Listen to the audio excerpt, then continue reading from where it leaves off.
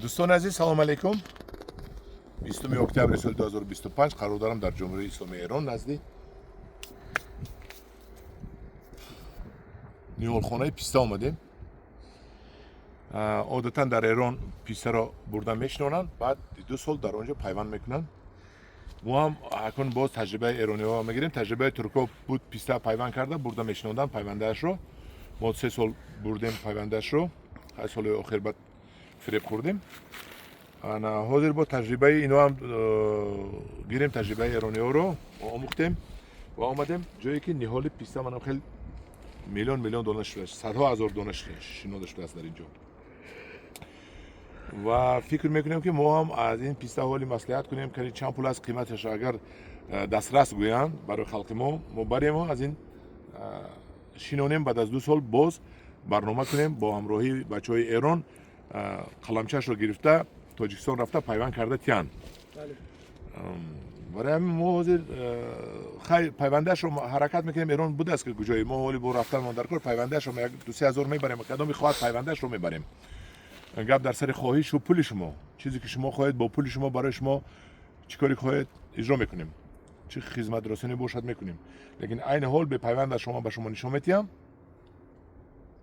من یک تاشو از موبایلش کشته گرفتم، تقریبا همین خیلیش رو میبریم و اکنون هر لحظه من این مایده تر است، اینش با مایده تر است و اش کلان تر است و اکنون یک خیل یک رزمر نمیبریم. ولی همینش رو گرفتم. من گفتم اجازه گرفتم که شویم درونی ریشه‌اش رو ببینیم که در درون ریشه چی گپ است. این تازه پیسته ایرانی با گمانم نام اکبری باشد. اینو اگر شنونه خودش هم 15% میبندد به پیوند و 15% 85% نارینه میشود نمیبندد. لیکن با همونم 10 سال پس میبندد، 8 سال پس میدوند پیوند کنیم 2 سال پس میبندد. وقتی که اینو شنونده و 2 سال پس پیوند میکنید 2 سال پس دیگه میبندد. و بنده 1 سال بای میتید شما نظر به پیوندیه، لیکن نشونمای این خوبتر میشود. ما میشکنیم اینو با خاکش برده نمیتونیم. ما با خاکش میگن اجازه نیست، با خاکش اجازه نیست، چاقو در کار نیست، با خاکش اجازه نیست. ما این رو خاکش رو ریخته در درون خلطه جوی کرده اپلکنه و چی میگن تورف در درون تورف گرفته نمنوک کرده میبریم. خدا خواهد درجه اولی میرسد. ما حاضر بسم الله الرحمن الرحیم رو میکنیم و ریشه‌اش رو میبینیم. من ببینید ریشه بهترین دوران اینو پدک ریشه‌اش نهایت بسیار است و ریشه‌اش تو نیم خلطه رفتگی است. ریشه‌اش تو نیم خلطه رفتگی است. من ببینید اینو که شنوندیم خدا خواهد نشونمایی نغز میکند. این رو میشنیم و اینجا یک میبریم اینجا با نوده نو میزند تست شروع میکند یا که نبریم هم میشود. خب با ما از مهندساش حالی درس میگیریم که چقدر شنونیم بریم یا نبریم و بعد 2 سال پس خدا خواهد ما برنامه ریزی میکنیم. از ایران هم قلمش میگیریم هم پیوندگرش میبریم با پول میتیم پیوند میکنند. این نسبتا با پیوندی ارزان میغلطد، چون که رو ما با نرخ ارزان میبریم، دسترس میبریم. ارزان گفتن چیه؟ پس ارزان گفتن ولی نمیدونم پول نه که نسبت به پیوندی خیلی ارزان است. ممکن 30 سوم بریم، ممکن 20 سوم بریم، ممکن 15 سوم بریم، نمیدونم من چند پول میبریم. این رو که ولی ما $1 شاید شود. ولی ما مصلحت کنیم چی میشود میبینیم. من هم دیاران عزیز در پناه خدا باشید.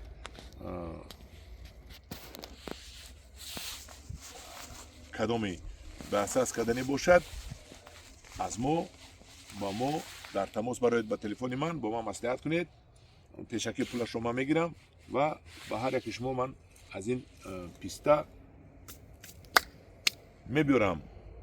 باز تکرار میکنم که این رو باز بعد از 2 سال پیوند میکنیم و صاحب بهترین باغ پیستا میشه. چون که من اینجا گشتم اساس همین پیستا کوریشون بسیار است، چون که پولی بسیار دارد، پولی نهایت بسیار دارد. در پناه خدا باشد، خدا نگهبان شما باشد. من هم دیاران عزیز این نهال خانه‌شون رو ببینید. اینجا ما آمدیم جایی که پژوهشگاه میگن که اینستیتوتش آمدیم. چقدر شنوندگی پیستا اینجا خالی بود، همش فروختن رفت است. من اینجا خالی بود. افسوس با خاکش وزبین است، نمیمونن با هم وای نمیکنیم چی بگم ریسکابت نمیکنیم. خاکش رو میکنیم میریزیم و جمع کرده بسته میبریم. آن همدیران عزیز اگر با کدومی درکار باشد از این پیستچه ها با ما در تماس برایید. چسبیدن این پیسته رو در زمین شما 90% من وعده میتیم، 90% 100% نه، چون که در همجا خشک شدنش ممکن و حتما آب دادنتان در کار. به آب نمیشود. با شما گفتم اونم زمین لعل می باشد باید آب دید. در زمین لعل میشود گفتم میپرسن من یک گوره جواب دادم میشود و آب دادن در کار لااقل 3-4 سال اول تا ریشش مستحکم شود بعد به آب میشود. اگر آب دهید اینا بهترین پیسته می شود. پیسته های ملایم، پیسته های کلان می شود که نرخش 150 سومانی در بازار تاجیکستان. اگر معقول باشد یک لایک مونید، پادپیسات کنید، پدیلیت کنید. در پناه خدا باشید.